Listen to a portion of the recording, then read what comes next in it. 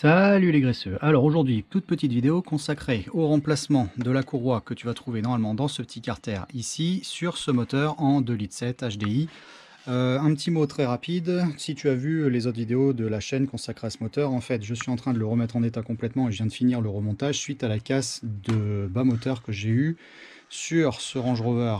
Là voilà, donc Range Rover Sport 2,7 litres TDV6 de 2007 et je me suis retrouvé avec un vilebrequin qui a été, voilà, qui a été sectionné en deux. Donc tu peux aller te retaper la totalité des vidéos concernant le démontage où j'extrais ce moteur du compartiment ici sans décaisser, alors que normalement la manœuvre pour normalement extraire le moteur ou travailler du moins sur un moteur démonté implique de démonter, de séparer la caisse du châssis, chose que je n'ai pas fait, et moi j'ai extrait la totalité du moteur en démontant la totalité de la face avant ici pour entre guillemets gagner du temps, même si c'est pas forcément le cas, mais c'est surtout que j'avais pas de pont à disposition pour mener l'opération.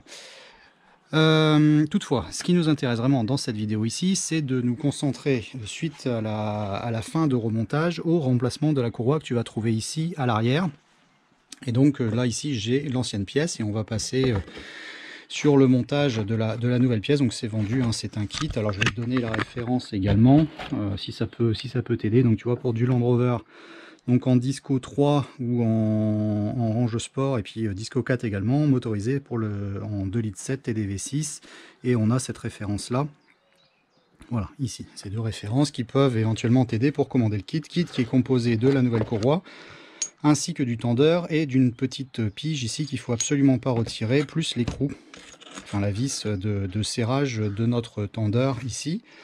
Petit mot très rapide, donc tu vas retrouver ta pompe ici haute pression, d'accord, qui est entraîné par le pignon que tu vas avoir ici, et en réalité tu as un pignon qui est monté ici en bout d'arbre à cames d'échappement sur la culasse côté conducteur pour les conduites à gauche.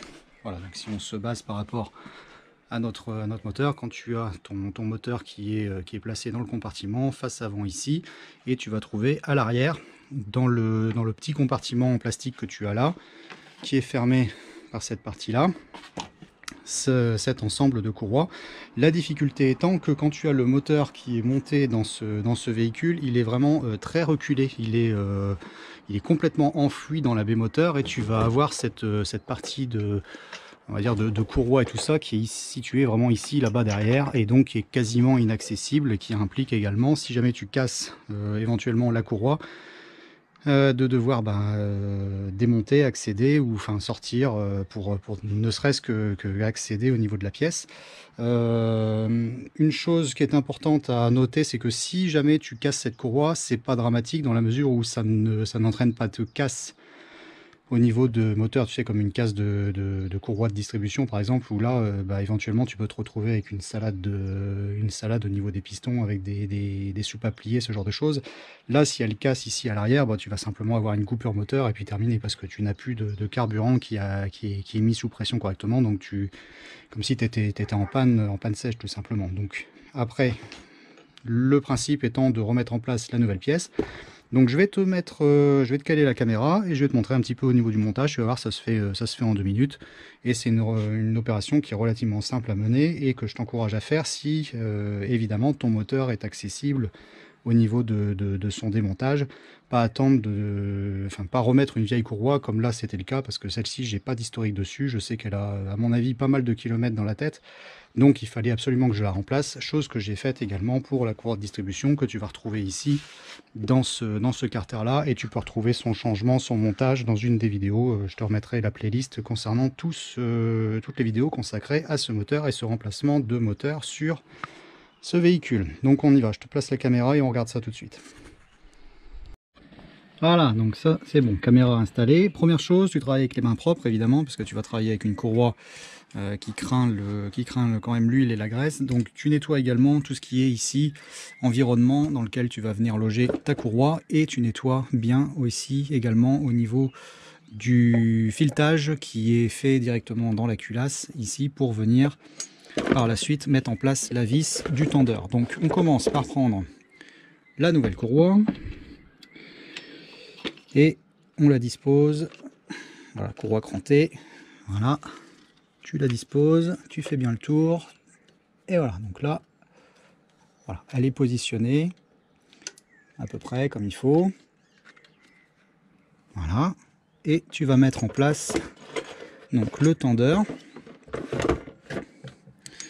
Alors, on va prendre la petite vis. La petite vis, je vais lui mettre un petit coup quand même de frein filé, parce que j'ai pas envie qu'avec les vibrations, ça vienne par la suite à se dévisser et me retrouver à devoir me retaper des heures de démontage pour accéder de nouveau, juste à cause d'une vis qui s'est légèrement desserrée. Donc on y va. On place ça, on a un petit ergot qui est là, qu'on va venir loger directement dans le trou qui est fait ici au niveau du carter. Voilà, donc là on est bon, et on met en place notre vis. Voilà, donc là je suis dans mon filetage et je vais l'amener au contact.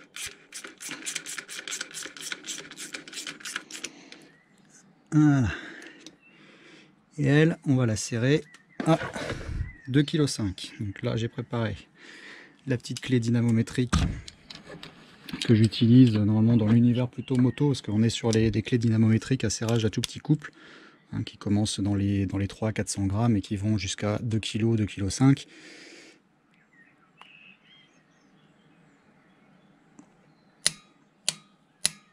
Voilà, donc là, on est serré.